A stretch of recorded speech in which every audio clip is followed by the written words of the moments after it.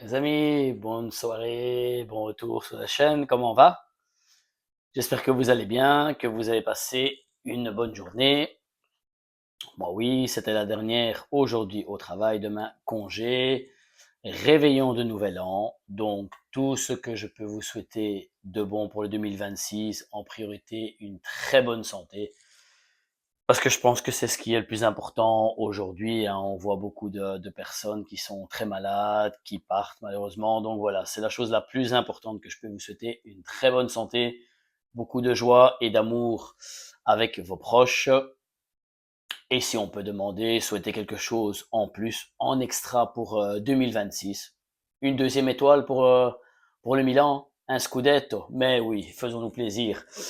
Demandons un scudetto pour 2026 et prenons cette deuxième étoile pour rejoindre aussi nos rivaux de l'Inter. Alors, quelques nouvelles aujourd'hui, plusieurs nouvelles. Vous vous en doutez, le mercato approche à grands pas. Dans 2 jours, 2 ou 3 jours, je pense que ça s'ouvre le 2, le premier ou le 2. Donc voilà, les nouvelles s'enchaînent chaque jour, plusieurs nouvelles. Alors Maignan, ça serait confirmé. De ce qui se dit, l'agent de Maignan serait un peu plus calme qu'auparavant. Il devrait se rencontrer avec les dirigeants. Quand je dis dirigeants, je dis sûrement Tare, parce que on sait tout ce qui s'est passé avec Monsieur Fourlani, donc, hein, le mal de notre club. Donc voilà, Tare qui fera le nécessaire pour mettre sur table l'offre qu'on a pu lire ces derniers jours, et j'espère qu'elle est vraie, puisque cette offre sera identique à celle de Léao, donc 5 millions et demi plus bonus pour arriver à 7 millions d'euros net par saison. Espérons que Mike acceptera et qu'il signera pour rester capitaine de notre club et continuer beaucoup plus tranquillement, mentalement aussi, parce que c'est pas évident de jouer avec le fait de savoir est-ce qu'on reste, est-ce qu'on ne reste pas, on doit partir. Donc, c'est jamais facile pour un joueur. Donc, voilà, au plus vite cette affaire sera réglée, au mieux ce sera. Chapitre Loftus-Cheek. Loftus-Cheek qui intéresse beaucoup la Lazio, en priorité Maurizio Sarri, qu'il a eu à Chelsea. Comme je le disais hier, sa meilleure saison avec lui. Le problème, c'est le salaire un petit peu élevé, qui serait très difficile à payer pour la Lazio. Donc, à voir si le joueur peut-être diminuerait son salaire et si la Lazio fait vraiment une tentative.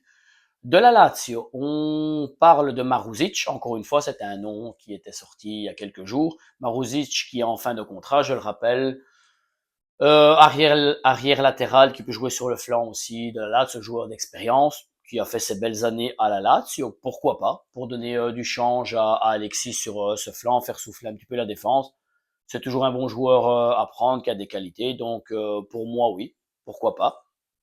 Si on peut anticiper éventuellement au mois de janvier avec une petite indemnité peut-être d'1 million à la Lazio, mais bon, ça m'étonnerait que le titre laisse partir des joueurs, étant donné qu'ils avaient eu déjà un blocage du mercato, ils n'ont pas spécialement un gros noyau, donc à suivre peut-être pour juin.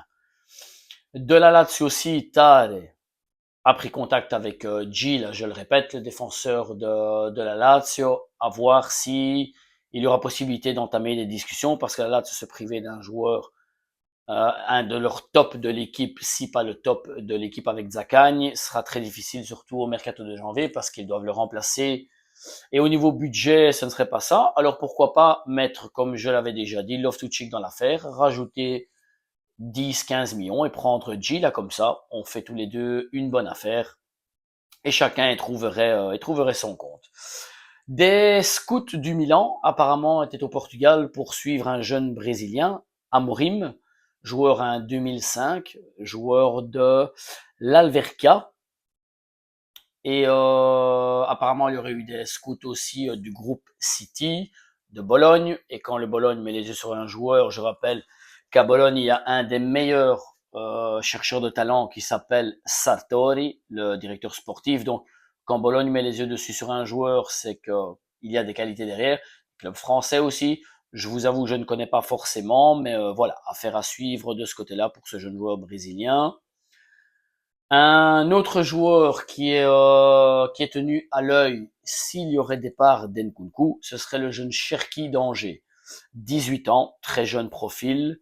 Donc c'est un joueur aussi à voir si ce qu'il va faire par après dans sa carrière, un peu comme Kostic. L'autre joueur aussi, le jeune du Partizan que le Milan suit, mais qui n'a pas encore clôturé, qui n'a pas trouvé l'accord avec le Partizan. Donc on attend aussi des nouvelles de ce côté-là, voir si ça peut ouvrir la piste par rapport à Vlahovic. Donc voilà, à mon avis, ça sera soit un, soit l'autre s'ils prennent un joueur, ou Kostic ou Cherki, mais pas les deux parce que ce sont de très jeunes joueurs tous les deux. Grand joueur, il a marqué 4 buts, plus ou moins je pense avec l'Angers, il y a eu déjà des petites discussions. Donc à voir ce qui va suivre par rapport à Nkunku. Donc Nkunku, le Fenerbahçe fait du sérieux. Donc, après une première offre de 35 millions en prêt avec droit d'achat, il se murmure qu'il pourrait faire l'offre de 35 millions, mais avec obligation d'achat en fin de saison. Domenico Tedesco insiste, l'entraîneur du Fenerbahçe, puisqu'il a déjà travaillé avec lui, je le répète, au Lipsia, où Nkunku a connu ses meilleures années au Lipsia, où c'était un joueur qui me faisait rêver un petit peu aussi à cette époque-là. Pas les joueurs de mon époque, mais je veux dire, c'est un joueur qui donnait de bonnes sensations au niveau jeu, vitesse, rapidité, but. Donc maintenant, à voir la dernière parole du joueur et aussi ce qu'il fera encore vendredi. Allegri le jugera encore si c'était un peu un feu de paille, un petit exploit, les 2 buts ici de ce week-end-ci, ou si vraiment le joueur se reprend, est un peu plus détendu et pourquoi pas se débloque. Et alors peut-être que le joueur restera à Milan. Au cas où il partirait, à part Cherki, un autre nom de jeune joueur qui sort aussi. C'était un nom qui était déjà sorti il y a quelques semaines. C'est le nom de Ryan, un jeune joueur aussi 19 ans. Il les a eu au mois d'août du Vasco de Gama.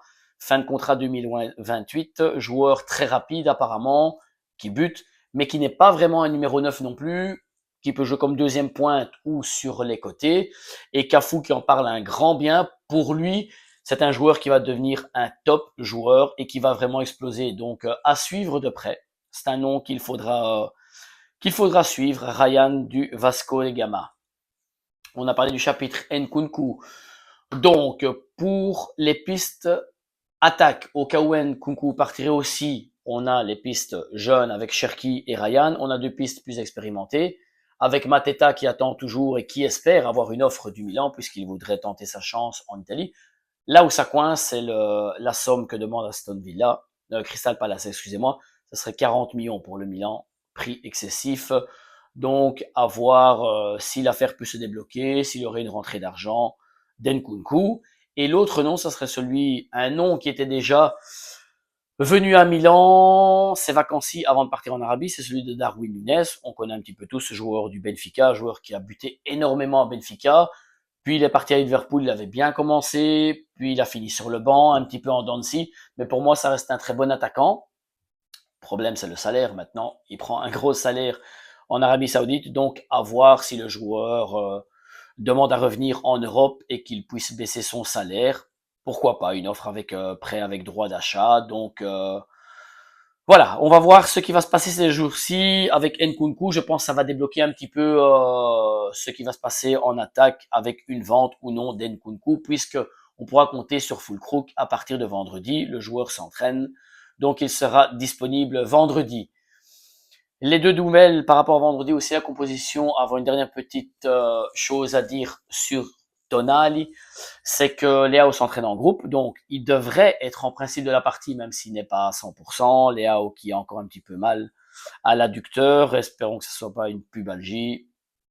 Donc, à voir, en principe, il devrait être convoqué, mais Gab, il a toujours pas convoqué. Gab, qui a encore des douleurs à son genou, donc c'était beaucoup plus grave que ce qu'il voulait le faire passer. Gab, je le rappelle, il y a 15 jours, il était pratiquement prêt à voler en Arabie Saoudite si le Milan se qualifiait pour la finale. Et depuis, plus de 2 semaines sont passées et Gab est toujours arrêté au box pour une douleur au genou. Donc il faudra compter encore sur l'absence de Gab. Voilà, ce sont les nouvelles pour nous. Et je termine juste avec une dernière petite chose que j'ai lue aujourd'hui et qui revient toujours un petit peu, on insiste un petit peu sur ça. Ça serait que la Juve insisterait pour Tonali en fin de saison. Et pour ma part, j'espère vraiment de tout cœur que ça n'arrivera pas.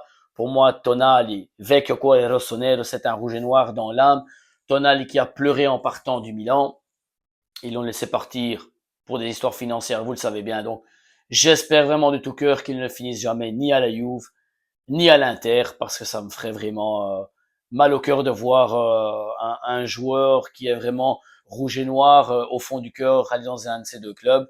Si je peux lui souhaiter d'aller dans un autre club, à part le retour au Milan, ce que j'espère toujours, et que je reste persuadé que ça arrivera peut-être dans quelques années, c'est d'aller dans un club comme le Real ou un Manchester City, des clubs qui, voilà, le Real, ça reste toujours le Real, et un club comme le City qui est au top pour le moment aussi, mais pas à la Juve et sûrement pas encore à l'Inter. Donc voilà, chers amis, si la petite vidéo vous a plu, likez la page, vous le faites de plus en plus nombreux, vous vous abonnez, il y a des abonnés de plus en plus chaque jour. Abonnez-vous, c'est totalement gratuit et je vous transmets toutes les nouvelles que je peux écouter et lire chaque jour et je vous donne mon ressenti par rapport à notre club. Sempre Forza Milan et bonne soirée les amis.